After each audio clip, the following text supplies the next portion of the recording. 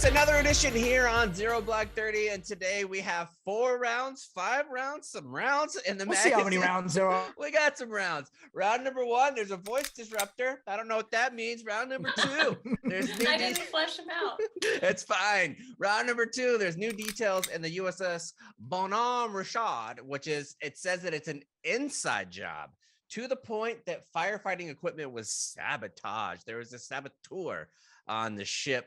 And I'm joking about it, legitimate, serious, because that cost the U.S. government, I read $5.2 billion is the current cost that it would take to rebuild that big beast. That dude, whoever did that, is fucked. Round number 4, I interviewed Randy, the natural couture, who is my favorite MMA fighter of all time. And he's a veteran as well. So he came on the show to talk about PFL and their new thing. I remember a lot of stuff about old MMA, but the idea of having 3 MMA fights in one night from the same person is fucking crazy. Yeah, especially no weight classes either. It's like just whatever you weigh, come in. UFC, and there was no rules on what you could wear, and if you had gloves, no gloves. One guy had like shin guards, nothing. It was free for all. You're an absolute clown if you wear gloves and you don't have to. Clown. Yeah. Reminds me of my old days back in Matt Pit. Used to fuck shit up. I bet. Tan belt. Yeah, tan belt. Katie, that's what they call her. They call her Katie Leducki and Katie Tan Belt. They're the two things. Oh, Katie Tan Belt. That she gets called. She's not called Katie Homeowner yet, but she will be. And when she does, she'll go with Cross Country Mortgage, because Cross Country Mortgage is a smart way to go. And our Catherine is smart as a rocket scientist. Much like us here at Barstool, this company is a people-first company. They are dedicated to the fundamentals of mortgage lending, which results in a fast, convenient, and less stressful home financing. And let me tell you why you need to go with this company, Frost Bank. I don't know if any of you guys use Frost Bank. I don't, but I know of it from my time in Texas. Frost Bank. Fuck them. Because, all right, so in my home, I thought it was a genius idea. Kyle told me it happens all the time and made me feel like an idiot when I said it last time. We took out 2 home loans on this house, one so we could get out like the equity in our old house and apply it to this loan and have a lower down payment. So that's what we did. We had to pay off like 80 grand to the other one, which we could do with the equity. And the loan was for like $80,000. We paid it off right when our check cleared from our new house or from our old house. Those motherfuckers told me the wrong 10-day payoff. And now they try to charge me late fees on this loan because there was like $30 outstanding. It's like, dude, it's an $80,000 loan that was supposed to take place over the 30 years. And I paid it off in 7 weeks. And you're going to try to call me a late fee? A late fee? That's the kind of problem that you're not going to get with Cross Country Mortgage, my friends. You don't have to worry about all that stuff, because I imagine they're going to give you the proper 10-day fucking sell off or whatever payoff. I'm upset. Go to crosscountrymortgage.com/barstool to learn more about your future home buying experience or to refinance your current mortgage if you want to take advantage of the low rates. That's Cross Country Mortgage LLC NMLS 3029. All loans are subject to underwriting approval. And I want to apologize to the underwriters, because last week I took some shots at underwriters saying it was the most boring job in the history of the universe. A few of them reached out to listen to the show and they said it's actually not bad. So I stand corrected. It might be fun because you either make somebody's day or you ruin their life, and depending on how you're feeling, that's a good day either way. Yeah. Who doesn't like a good coin flip when they start their day? Yeah. And if you like you have an attitude, good. No home for you. How about that? Simple. Piece of shit. Speaking of piece of shit, Katie is back in the office. Wow, that was a rude segue, wasn't it? Well, we were talking about something right beforehand that Kate wanted to share with us. Oh, okay, I'll say it because everybody knows I'm just gross. It's like not a secret. We don't have to do this if you don't want to, Kate. No, we don't have to go through it. We don't have. Okay, go ahead. Say it. Okay. I'm mid-30s. I am not cool. It's no secret. I'm not cool. I don't wear cool shoes. I'm wearing an old falling down pair of shoes right now. You got some Chuck I don't tees have on. cool clothes. I wear Pat's t-shirts every day. There's a new crop of people here in the office. Very cool, hip young people. A lot of TikTokers. a lot of social media stars. They're California much younger. teens. They're all, these damn California teens, and they're all gorgeous. And like you see Rhea and Brianna doing the TikTok girls in the bathroom, like blah blah blah. Well, I'm mid-30s. Well, I gotta take a fat shit. You know what I mean? It is so much more stress and pressure taking one here at the office when you know some young hottie boomalati is gonna be coming in there to fix their hair or something, and I'm in there working it out. I'm just saying it's stressful. It's hard being. And when you're in a spot where you don't feel comfortable, it feels like your day is a little bit ruined. Like for instance, my upstairs bathroom, like the little half bath that we have upstairs, there's no fan in that bathroom. So there's no, and it's not just like a smell situation, but like there's no noise. There's no white noise that covers it up. And then it's old, like the house is older, so the doors are like thinner. So I feel like if somebody's sitting on brand new mega couch and I'll call it a little whoopsie, a little audible noise comes out, I feel like I'm going to be shamed in my own home. Oh, I feel you on that one, buddy, because guess what? If I ever forget to turn the fan on, which does happen quite frequently, actually. And you're a man, just by looking at you, that guy needs a fan. You know? No I will get an all caps. I will get an all caps text. Turn on the damn fan. You are gross. Yeah. So I feel you on that. Kate, I have a solution. What? Wag bags. Wag bags. Well, also the office. See, the folks listening who are still part of that cubicle life, everybody knows there's that one bathroom on the floor that is the least frequently used. I don't really know that exists in either of our two floors at Barstool, but what I would suggest maybe to consider, use the men's room. I'm thinking about it. Yeah, I've been thinking about it. Nobody's going to say anything to you. No, I'm a mom. I can do whatever I want. Exactly. Right? I've seen those things before, boys. Yeah, you don't have nothing I haven't seen before. I just wiped poop off some little Balbies this morning. It's nothing. That might be the most mom to teenage son. Oh, grow up. It's like I haven't seen it before. Yeah. Yeah. I used to wipe shit off your balls like you were that famous pig. So I had two wisdom teeth taken out. Speaking of poop on your balls. Let me tell you something. I remember the dentists in the Army, and they just always were not had nice. poop on their balls. Big time. Constant. My periodontist, she is the most gentle. When you consider like how you're removing teeth, I meant to ask her, but I forgot. Like, I don't know how we haven't evolved to more sophisticated methods than they just take a pair of pliers basically and just wiggle that thing until it's loose and yank it out. There's got to be a better way to do that these days in 2021. No?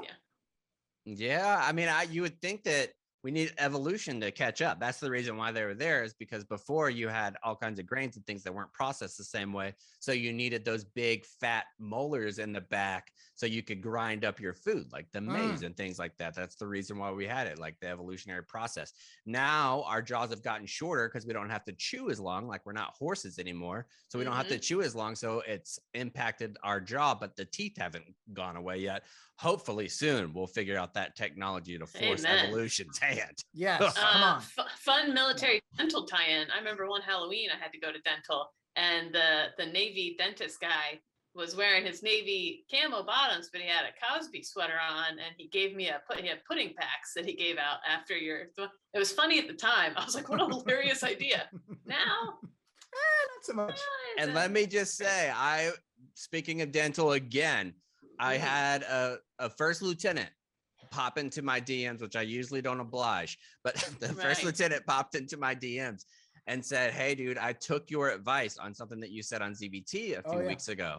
He was like, I am getting out of the Army in January as an internship, and then he's completely done in April.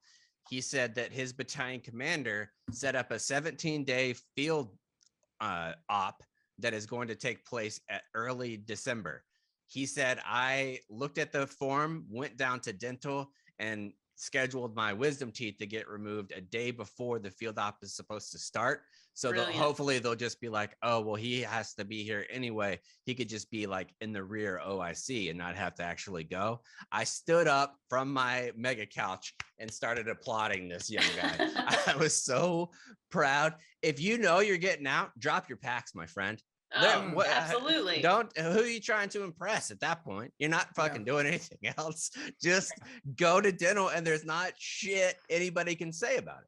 Right. Yeah. And the biggest revelation anyone can have in the military is as soon as you realize you don't just have to do everything how it's been done since forever. You can speak up and say like, wait, no, we have a field op. I'm going to get my teeth, my wisdom teeth out, or whatever.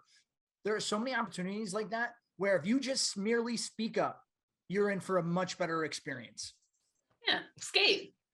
But do not do that as a young enlisted person, because you will be fuck. This is on the twilight. Like this is short timers, 6 months or less you have remaining on your contract, and you know you're not going to stick around. Otherwise, you're going to get painted like a big old shit bird, big time. Kate, what are we doing here on the voice disruptor? Yeah, what is okay, guys, we got a voice disruptor. Before we get into it, so somebody in the Navy has developed a non-lethal device that renders people talking like incapable of speaking, like can like completely shut down whole crowds. They won't be able to, their minds will explode. But before we get into it, the voice, what a crazy thing. I thought we'd do a little voice goofing. Okay. I have a speed round. Cons, Arnold Schwarzenegger. Give me a good, I'm the party pooper. I'm the party pooper. All right, give me a get to the chopper. Get to the chopper. All right, chaps, you're assigned Fran Drescher. Give us a good. Why did I don't, you went straight into your own personal wheelhouse with doing Hagrid. Cons gets one of the more easy impersonations to do of anybody on the planet. Yeah. And I get fucking Fran Drescher. Go ahead. She has a very distinct voice. That's for sure. Couple lines to say. I know you're. I've got style and flair. Okay, next. I just wanted to eat bacon.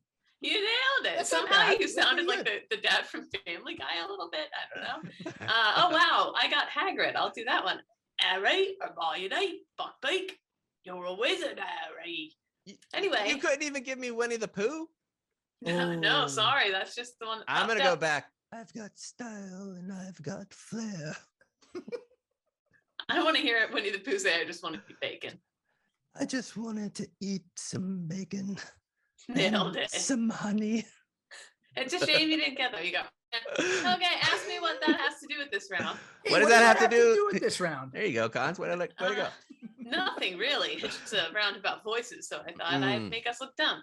So a Navy engineer has developed a new non-lethal device designed to render targets incapable of speech by turning their own voice against them, according to a patent application invented by Christopher A. Brown of the Naval Surface Warfare Center. Not to be confused with Christopher Robin. No, yes, not to be confused. Christopher Lloyd, who played Doc Brown. Right, absolutely. There's several other Christophers out there, it turns out. Yeah, so don't get them confused. Christopher A. Brown of the Naval Surface Warfare Center, the so-called Acoustic Hailing and Disruption System, AHAD, is elegant in its simplicity. So here's what it does. The device records incoming voices, so it records your voice, then it makes it very loud, it amplifies it, and it plays it back out in two distinct sounds. One almost simultaneously with the original speech, and one on an ever so slight delay. So say I was talking, this would record me super quickly, it would play my own voice back to me really loud immediately, and then slightly delayed. The result is what's called delayed auditory feedback, refers to the delay between speech and hearing one's own voice. Dude, we've had that legitimately happen to us on radio. Absolutely, yes. Like certain things like that, where if you can hear an echo of your voice like shortly after, and then there's like another echo behind it, it almost like makes your brain stop working. Yeah, it renders you're like incapable of speaking. And if you're listening and you haven't experienced that before, you're like, what's the big deal? It's just an echo. But you can't. It's like you can't think. The only thing that you can hear is your own voice. And you know where they stole this from? I would love to see the timeline of this technology be like starting out and the Mockingjay from the Hunger Games, because this is essentially what those birds did. It's a Mockingjay. Normally we're used to hearing, because it's interesting, I never thought about this. our own voices are coming out of our own heads. So we hear it in our brains and out of our mouths, but we're used to it. That whatever that tiny slight delay is, we're used to it. But when it's deployed at the right interval by this device, this guy nailed the exact interval that alters their perception of their own voice and confuses them. So so for us, it was frustrating on radio when that would happen. This causes people to become disoriented. So it kind of like totally fucks with their head. The target speaker's concentration gets disrupted. They can't continue speaking. The patent illustrations, it looks kind of like a teeny tiny little handheld satellite dish. I know you guys can see it. I put it. It does. It looks like a shotgun mic that would be on a camera. Yeah, it's cute and it's small. Acoustic hailing devices have been used on ships, at checkpoints, mounted atop vehicles for more than a decade to provide non-lethal capabilities to sailors, mostly to warn people if they're getting too close, yada, yada. You mean acoustic hailing devices? You mean speakers? Of course, military, you fucking military-ass military. In 2013, the Navy awarded a $12.2 million contract to the LRAD Corporation to develop and deliver small, medium to long-range acoustic devices to support large and small deck naval ships, blah, blah, blah. And now, guess how they're using these things? I don't know, but I want you to tell me. Dieting. Crowd control, like disrupting riots and protests and stuff like that. If the whole crowd gets confused, I mean, it kind of disperses. If they can't get across the message they're trying to get across, if they can't concentrate, focus. So that's been an interesting development. When this new non-lethal system might see action is an open question, considering that Brown's patent for the AHAD was just approved in late June. But who knows? Might be a better way to deal with the pesky folks over at Greenpeace bugging the Navy and all that kind of stuff. Now, they need to make this available for the civilian population for those of you that live in big cities. Like if you had a noisy neighbor that was arguing and you could just put that thing up against the wall and be like, shut up. Or I wonder if it works on babies, if they could do it not in like a weaponized, but like, let's say your baby has colic. And in order to won't stop crying, like now it'll shut up so it can focus on farting. Well, you guys saw it's shaped like a tiny missile. I put it in the crib. It's called the baby shusher, and it literally is just this device. You twist it and it just it shushes your baby whenever they're crying. It's pretty, and it works. It's crazy. I also found a device and I saw it on, I think it was TikTok. This would drive you absolutely batty. So there's this company that sells these almost like a greeting card, but it has a sticky side that you could stick it up underneath, like let's say an end table or something like that, a coffee table, and it'll stick there. It will do cat noises intermediately, like it'll meow, and it sounds like it's coming from different areas.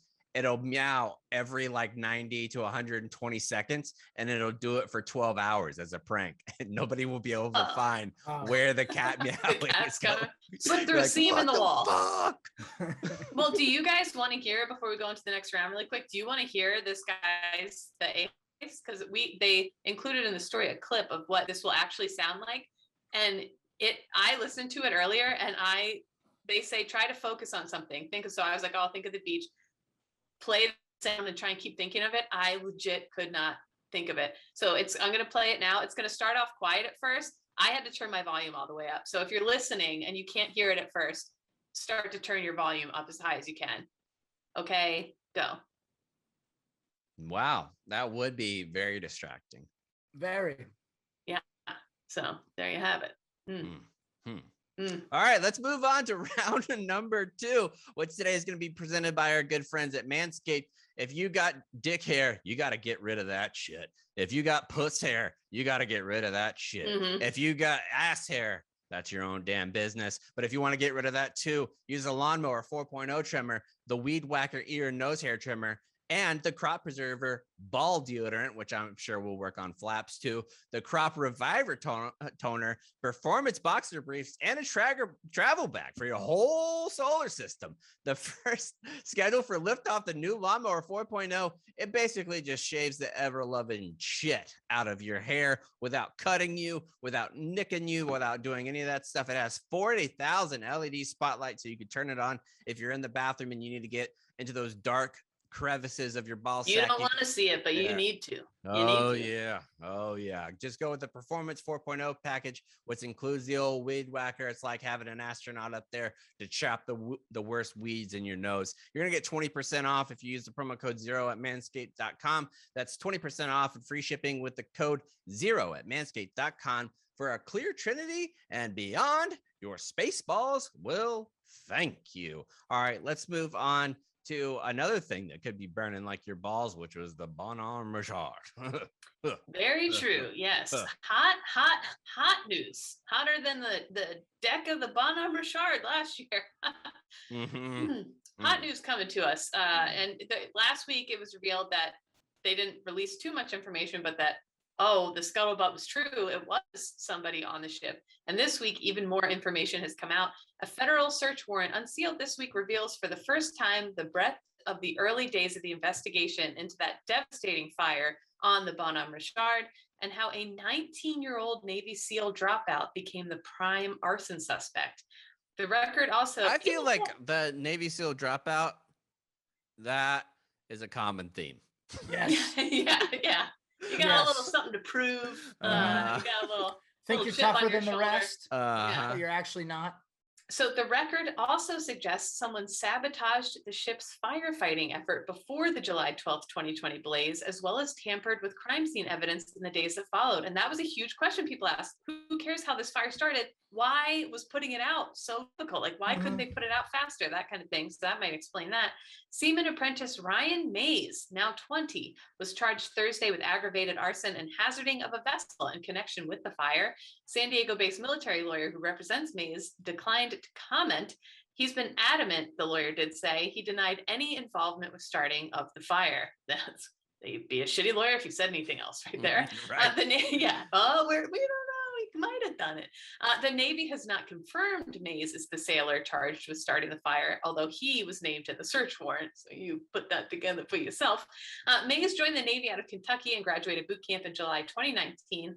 Completed Navy SEAL prereq school in Illinois, which is no easy walk in the park. That's really tough to do to even pass the NDOCs, the initial trainings for stuff like that. And he reported to Basic Underwater Demo School, aka BUDS, in September of 2019.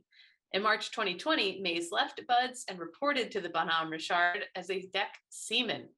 He's currently assigned to Amphibious Squadron 5 at Naval Base San Diego, although he was briefly held in pretrial confinement in the brig at Miramar. And so, imagine that. You're working side by side next to this Navy guy over at over at the Amphibious Squadron 5, and he caused like a $5.4 billion. Well, it was like those dudes that worked, or allegedly, those folks that worked in admin whenever Bo Bergdahl was here at Fort Sam Houston, and they had to work in admin by him, and you're like, you motherfucker. Yeah. Prior to this, his lawyer said that he'd never been in any trouble in the Navy, and he left. Well, he didn't have time. Injury. Right. Yeah, you're right. He didn't have time. Fucking basic school, of course not. Yeah. As we all know, the 844-foot ship was at the end of a 2-year, $250 million upgrade to accommodate the F-35. That's even more money that goes in because of the F-35. Now you got to change up your entire fleet. Come on. Yep. And the fire spread quickly throughout the ship. Firefighters struggled to access the blaze because of extreme heat. And took 4 days to fully extinguish. It was determined a total loss, and now it's in a scrapyard in Brownsville, Texas. The search warrant was filed in September, nearly a year ago, asking for access to Mays' mail and internet accounts. The document notes that forensic search of his cell phone not yet done, but they're looking into everything. That's got to be tough too if you just randomly I set the ship fire, but I really also don't want them to see that weird porn I'm into. You know what I mean? That's awkward. According to the warrant, the Bureau of Alcohol, Tobacco, and Firearms and Explosives investigators began their investigation around July 16th, and the progression and migration of the fire and other evidence is what pointed them to arson. So interested to see how this all plays out. There are more and more information coming out every week. And this is a huge, huge story. And I wrote a blog about this. Do you guys remember the submarine fire of 2012 at the shipyard in Maine? Oh, no. Yeah. Mm-hmm. Yeah, it turns out that time it was a civilian who set a nuclear submarine on fire. Not great. Guess why he did it? Why? he had anxiety and he wanted to go home from work. Wow. Yeah. How would that Yeah. not create more anxiety? Like you Yeah, just ruined created- $1 billion piece of equipment. Like that would He- stress me out personally. His brain didn't think that many steps ahead. He just got to the one step. He's like, okay, if I could just get myself out of work, I'll be all set, not realizing all the ramifications of setting something on fire. Did you guys also see, and like to caveat off of the old F-35 thing, a Navy 4-star went before Congress and said that we have to change the way that we're spending money, that we're doing it in what like aircraft and making aircraft better, when that's not a need. Like upgrading the material, upgrading the equipment that they have now is the biggest need that the Navy has. Like upgrading their ship to meet the current demand, not developing new weapons like this fucking, I imagine this audio version that we talked about in round 1. And then you also have like the microwave lasers, like these, like stop doing that. Can we just have ships that don't sink? Like, can we work on that? That's more important, which makes a lot of sense. And it's what we've talked about. You don't need, like, so much of this technology. I can't imagine a wartime scenario where we actually use the microwave weapon that we developed and spent hundreds of millions of dollars developing. But hey, we got it, and that's cool. I don't know. Imagine you need to heat up a bunch of MREs really quick. Imagine there's nice. Just an abundance of hot pockets, and you think to yourself, how the heck are we going to feed this ship? Boom, microwave weapon. Kate, real quickly, can you do me a favor and just go to taskandpurpose.com, the homepage on Task and Purpose, and then tell me how 23-year-old Kate would react to this 20-year-old Navy SEAL who started this fire? He was 19. Yeah, 20. He's 20 now, but how would 23-year-old Kate react to that? I feel that he's super ripped. I'll give him that. He's the kid looks like those are washboard abs that he's got. Yeah. He looks very intense and very serious. So yeah, the kid is suspected of starting this fire. Definitely a hard charger. Well, while he has the time, if he's looking good with washboard abs, you might want to go to our sponsor for round number 3, which is a website that you could just go 64,000. Text the word 0 to 64,000. Paint your life. They celebrate the moments that matter most. So what this is you could take any picture, whether it's your pet, whether it's your mom, your dad, somebody close to you, and you send it to this website, 64,000. You text that 0 to 64,000. And they will paint that picture. And a lot of times you think, oh, this is going to look like shit. Large did it with the Podfathers code, and it looks amazing. It looks like Leonardo da Vinci did it. Like he took a picture of him and Annie, and they went together, and now it's like this beautiful painting that they have. If you have somebody that is a gift that you don't know if they're going to like, and they love their pet, send a picture of their pet and get it painted. You're like the gift giver of the fucking year if you do that. So easy. Easy. And it legit, I sent a picture of Sprinkle Dinkles, Gussie Boy from Heaven Above, and Baby Dale Woohoo. I sent it to them. They're going to be painting it up, and that's going to go up in my office. If you want to do that, text 0 to 64,000, paintyourlife.com. There's no risk. You don't have to love the final painting. Your money is refunded if you don't like it, guaranteed. And right now it's a limited time offer. You can get 20% off your painting. That's right, 20% off and free shipping. Go to 0 at 64,000. That's 0 at 64,000. Text 0 to 64,000. Paint your life. Celebrate the moments that matter the most. Let's move on to round number 3. This one is, I think it's a little different than people are expecting from us, because the military is looking at having vaccines mandatory for all service members. Now, they've already said for every other federal employee, you have to be vaccinated, or you're going to have a different testing protocol that you go through and do this. I went back and looked at some of the research, like the complaints that people have, where we kind of had this in 2003 when the Department of Defense was like, everybody's getting an anthrax shot, everybody's getting a smallpox vaccine. I remember going through boot camp and getting to Okinawa in early 2004, and people were pissed that they had to get these anthrax and smallpox vaccines, like, because the smallpox one gives you a scar. Like, well, can I give you my top 3 military, like top 3 ones that stick out in my head? Sure. First of all, the anthrax, it was before deployment, and you're like, you're given no information about it, and you're like, anthrax, that's scary as shit, man. Like, it just Yeah, like, why is do we how need scary- this? What? They don't tell you why. They don't tell you what it does or why you need it or whatever. And the corpsman who did it hit a nerve in my arm. I couldn't lift my arm above my head to even shampoo my hair, and I was You about have to the deploy. worst medical luck of all I time, do. of anyone.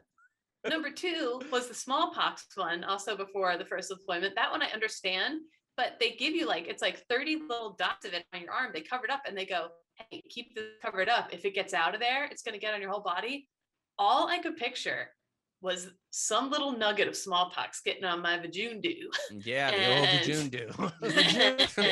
And coming to vajundu, go down there, looks like a gargoyle. Yeah. But that one was so much more paranoid. dangerous because you could spread it. Like, And there was to me, guys who were that's shitty. one to be really pissed about. And my scar is like, it looks like, I tell people it's a cigar burn. I'm like, yeah, a little Marine Corps thing, cigar burn. It's not, it's smallpox. But my favorite one, when we got the HPV, the trio of HPV vaccines, hell yeah, you'd be fast and loose in the fleet with your smallpox, vagina, I don't think I whatever. got that one. I don't think I got that one either. Do fellas need to get that, or is it just the ladies? I think it might just be the ladies. I should know. So yeah, I got the first of 3 in boot camp, and I said, let's hit that fleet. All right, let's I do was it. 23. 23-year-old Kate. 23 out on the okay. town. Oh, Ready to roll. So now they're saying that they might have to do it because the numbers are so bad as far as vaccines, which I think it's just because I think there are some people who definitely don't want to do it, and they're like the science behind it. It hasn't been approved fully by the FDA. I do understand those arguments. That I think the last numbers that I saw, the Army was up to like 80 something percent. The Air Force is pretty close behind. The Navy is next. And then the Marine Corps is only at like 57, 58% vaccinated, which is crazy that it's that much, because I would picturing back, and I know that these numbers are getting reported to like regimental generals and shit like that are in charge of large swaths of troops. And you know that they are heavily breathing down the neck of like battalion commanders of get those numbers up. Same thing with like safety stand down shit. I would imagine they're getting pressure. I'm surprised that so many Marines haven't succumbed to that pressure that I'm sure is there from first sergeants and sergeants major about that. Yeah. Well, I once went to 29 Palms on the weekends to do free construction work for like $10 off my Marine Corps ball ticket. So Yeah. like, and that was from, you don't have to, but hey, it's like, so I can't imagine. Like, yeah, I would have been going to get my vaccine. And I want to be involved in the barracks lawyers conversations about this. Oh Yes. man, I bet That's probably it's lively. heated. Yeah. And the U.S. military only around half of U.S. armed forces are fully vaccinated, according to Reuters. I always say that wrong. Yeah, right. So the Navy is the highest with 73%. The national average is about 60% of adults over 18. So the military right now is worse than the national average, which is insane to me. But it's not really when you look at the makeup of the military and like the information that's been put out, where they're like, oh, well, I'm young, I'm healthy, I'm not in the prime one where I'm going to get hospitalized, so I'm not going to do it. And I think that there's a lot of peer pressure and a lot of like misinformation that goes around in those circles too. Yeah, that's what I was going to say. Like, you have to consider how much conflicting information there is out there. And when you're a junior troop, junior Marine, you don't know who to listen to necessarily. And you do get those barracks lawyers, and they start using a lot of big words, and you think to yourself, wow, this guy's making a lot of sense on why I shouldn't get this. And you just succumb to that peer pressure, as you said. But I don't know, at this point, if you don't want to get it, I don't really care about you anymore. I'm sorry. Yeah. The only thing that keeps me from that is like the kids. Like the kids are getting the Delta variant more. Like I saw a report that came out from Jacksonville this morning that so many of their beds in the ICU are getting filled up with kids, like the children's hospital there, and they can't get it. Like the kids that are younger than 12 can't get the vaccination to minimize some of those risks that they have. And I just fucking take it so we can be done with this shit. Right. Seriously. Yeah. Just think people say, oh, what about the complications? If you look at the numbers, the complications from the vaccine are such a fraction of a fraction compared to if you get COVID. It's like just crazy. Yeah, and this is the same crowd. They're like, oh, I don't want that because we don't know what's future. Dude, you drink 4 cans of Monsters, you rip heaters all day long, and you drink like a fish. You're not concerned with your body. No, Yeah. That's not not at a all. concern. You treat your body like a dumpster. Well, the news now is that the president could issue a waiver requiring troops to get vaccinated prior to formal vaccine approval by the US Food and Drug Administration. That's what the lawmakers are saying. This should be a lot easier once the FDA approves it officially, then maybe people's minds will get eased a little bit. But that's another part of the controversy. Well, it hasn't been approved by the FDA, which I understand. And I get that too. But the So- science behind the coronavirus and that has been around for a long time. And every major scientist in the world that does vaccination and does medicine focused on that for about a year. And and there was so much money that was poured into it. If we had the same amount of effort for like cancer, we would cure cancer too. Like yeah. if the entire world population of the smartest virologists and all that really focusing on one thing, I'm sure they could solve anything they want to with unlimited money and unlimited resources. Well, I think it's going to happen. Defense Secretary Lloyd Austin, seems to be tipping towards mandatory vaccines. He said, quite frankly, I'm inclined to move towards making sure that everyone is protected. He said this kind of offhand in the Philippines last week. So I have a feeling that it's coming for the military. And they'll make the argument that it's for national security because I just think people just don't want to be told what to do. Everybody then don't join the military, goddammit. Well, no, I'm just talking. I'm not saying the military specifically. Yeah. I'm talking about in general. But yeah, especially the military. Don't join if you're adverse to being told what to do. Yeah. But I think really that's just what it comes down to: is people want the choice for themselves, and they don't want to be put in a position where they feel forced to do it one way or another. Because a lot of people will just dig their heels in out of principle and say, Marines, very much so. Like if you give a Marine a choice to do something or not do something, it's going to be don't do it. That's going to be the go-to because there's not very many things as a young junior enlisted troop and like combat arms that you have control over. So if you're given I can control this for myself, you're going to keep that as long as you possibly can. Well, one Army official said, we're not going to do it if we're not ordered to do it, is our soldiers' mindset, I guess, is what they said. They're like, so they get it. They understand why people are doing it. And I understand that too. Yeah. That's the way the old fucking cookie crumbles. All right, let's move on to round number 4, which is going to be our interview with Randy, the Natural Couture. Here he is. Now, 0 Block 30, we're privileged to have back Randy, the Natural Couture, who I've said is my favorite fighter of all time. I used to love being a Marine, being a staff sergeant. He really came in and was, when you started smacking old Tito Ortiz on the butt and giving him a little whippersnapper treatment, I was like, this is my guy. This is the guy I'm going to ride with forever. Randy, it's great to have you back on the show. Thanks. Great to be back on. I appreciate you. And you're back on because PFL, which is going to be on ESPN Plus and then on ESPN with their tournaments kicking off on August 13th. We were talking a little bit before we press record. This almost feels like old school MMA and where you have tournaments. And you were talking about how back in the old days of UFC, when it was open weight classes and things like that, you would go in and you could have to fight multiple people on the same night. Can you talk a little bit about what that was like for you mentally? Well, yeah, those were the origins of our sport for sure. It was definitely put up as the early UFCs were literally a 16-man bracket. You were going to fight 3 times in a night, which is pretty remarkable. So when I got in UFC 13, the heavyweight fights in the night. And I mean, that's just the way it was. And then we kind of, as we ran towards regulation, creating unified rules, fighting in rounds instead of those early fights, it was a 15-minute go. If nobody won in the 15 minutes, you went 2-3 minute overtimes.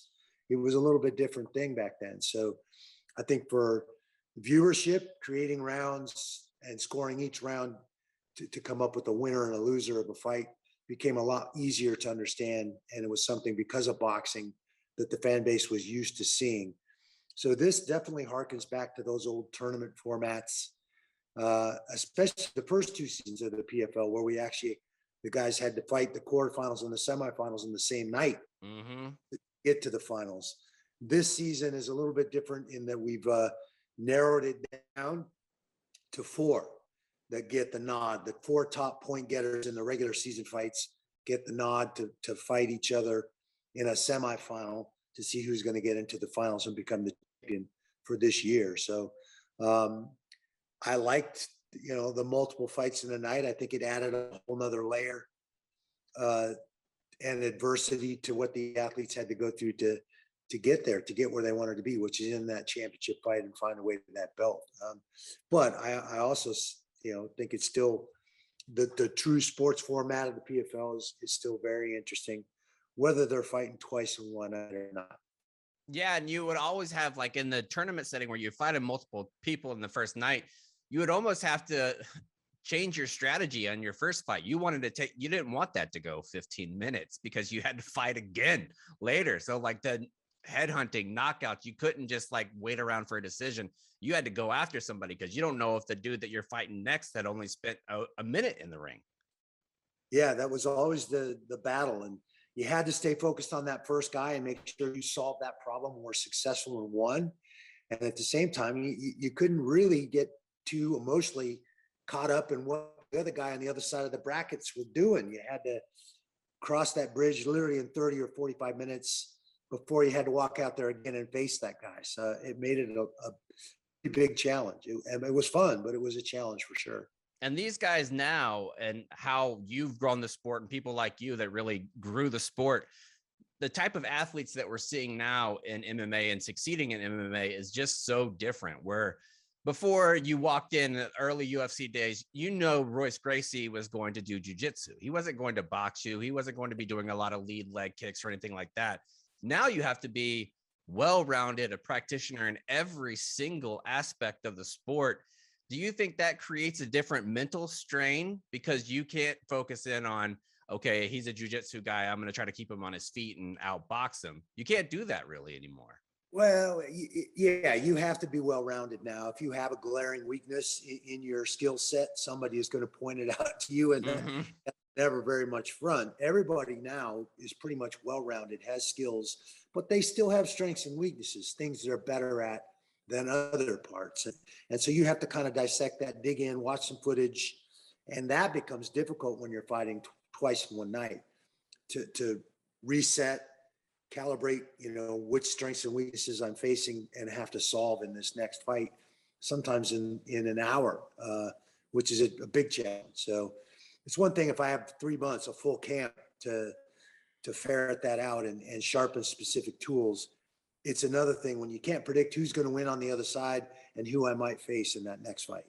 And I think it's really interesting to look at your career because you kind of are really a trendsetter in a lot of ways. And one of those is that you've had some of the more successful trilogy fights of any fighter in MMA history, whether it be against Vitor Belfort or it's Chuck Liddell. You've had some huge trilogy fights.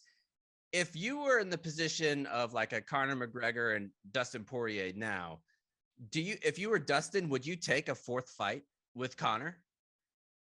I would if I was Dustin. I mean, I feel like he has Conor's number. He figured it out. I agree. I think the guy that won the first fight, the onus is always on that guy. That other guy is going to change something. He's going to adjust something because he doesn't want the same outcome. He can't just prepare the same way and go out and expect he's going to get a different result. So guessing and figuring out what that change might be in the second fight, when sometimes the third fight, is the real challenge. And I think the guy that won is literally making a wild ass guess to what that change. It puts it on him.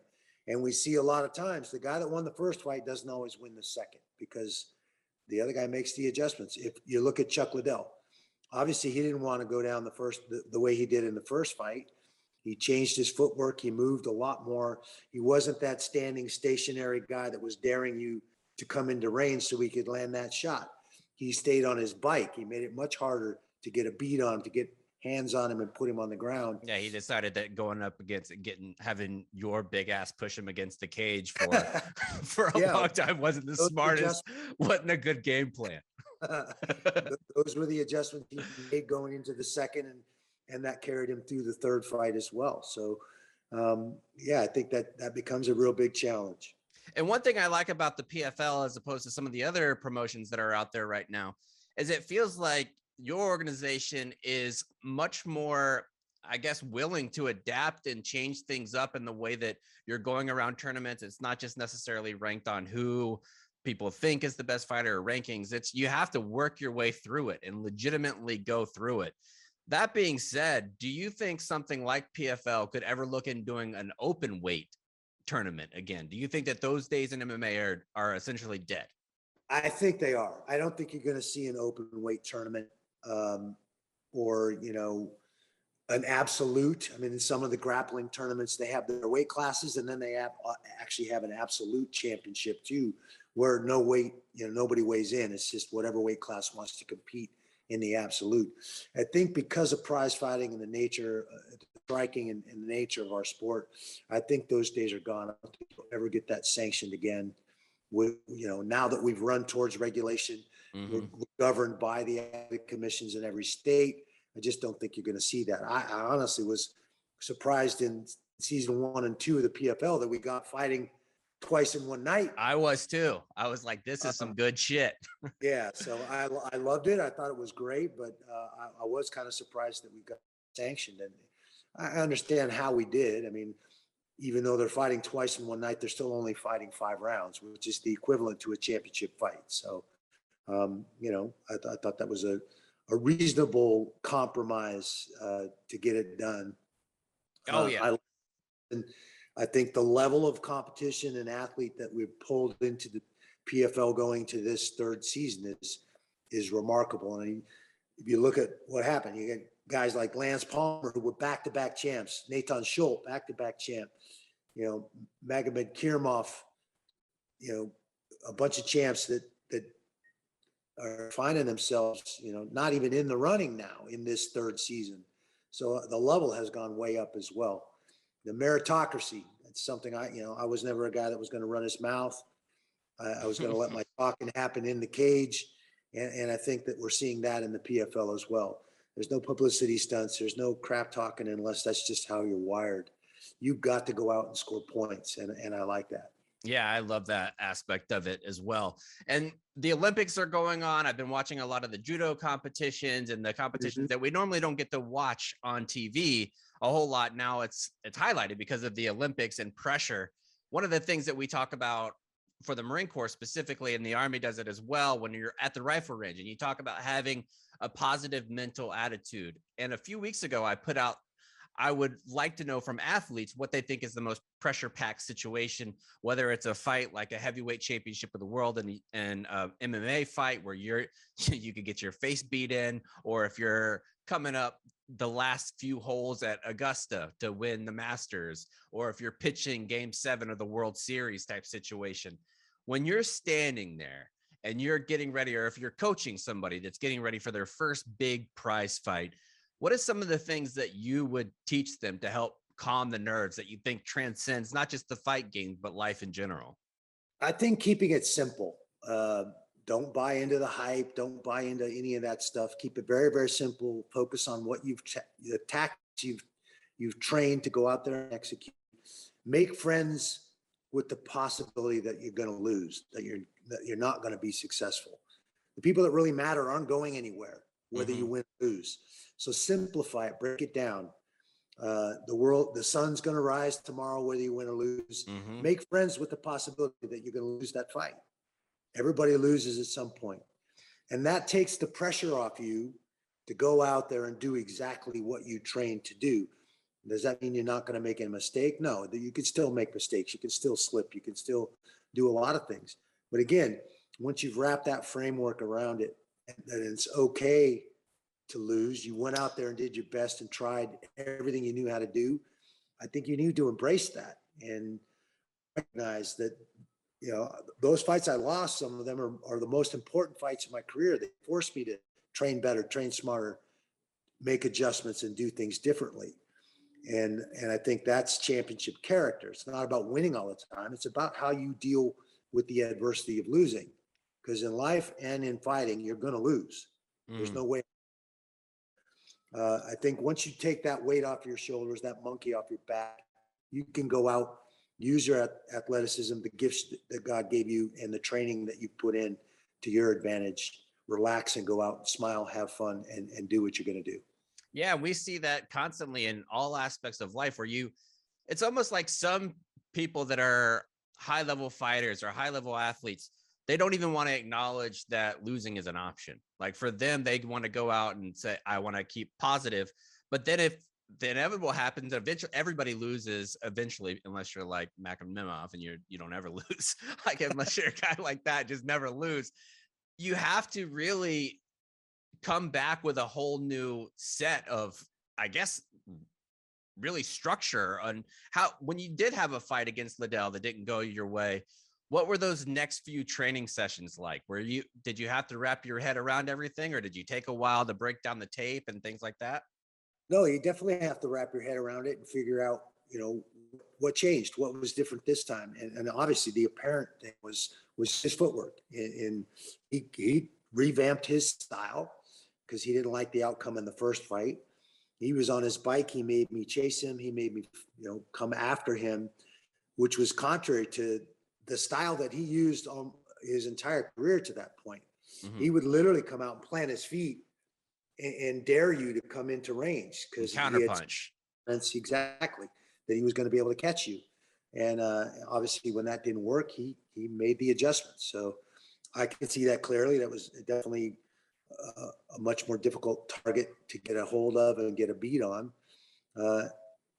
So, I think that's everybody's challenge, right? To figure out how to come back, be better, do a better job, not fall or make the same mistakes that you made. And do you think the guys now have a little bit more of an advantage in training? Because when you were doing it, MMA obviously was blowing up and getting bigger. But I imagine when you're going for your third fight against Chuck Liddell, finding somebody who could be like a scout team, for a football term, like a scout team fighter, must have been very difficult because his stance was unorthodox in the way that he could catch you with in a position where most people can't get power on like a left hook going backwards. He could. Mm-hmm. Yeah, it was certainly finding somebody to mimic your opponent and create the similar problems in the training environment that guy poses is always a challenge. Finding a guy like Brock Lesnar, somebody that can mimic that. Yeah. Lord. Yeah, there's not a lot of those guys walking around the street. Yeah, exactly. Finding tall guys that are 6'8" like Tim Sylvia and to mimic that style. That was or somebody that has a right foot like Mirko Cro Cop. Right, exactly. You have to try and find people that are willing to be those, those simulators in the training environment so that you can sharpen up the appropriate tools and find the answers to those problems those guys pose. Let's give a little bit of prediction before we close out. PFL's coming up.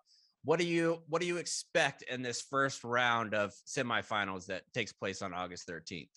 Well, I couldn't be more excited about the Ray Cooper III Rory McDonald fight. I mean, that matchup is, every time Ray Cooper stomps out into that arena, something explosive is potentially going to happen.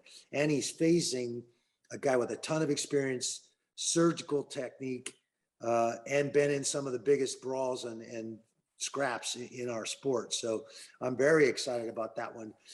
Magomed Kirmov is another one that's exciting, technical, tactical, fun to watch. And there's, those guys, two champs in the same weight class now, hoping they both advance to get another shot. I know Ray Cooper wants that rematch. Mm-hmm. So I just think that's going to be the storyline of the night for sure.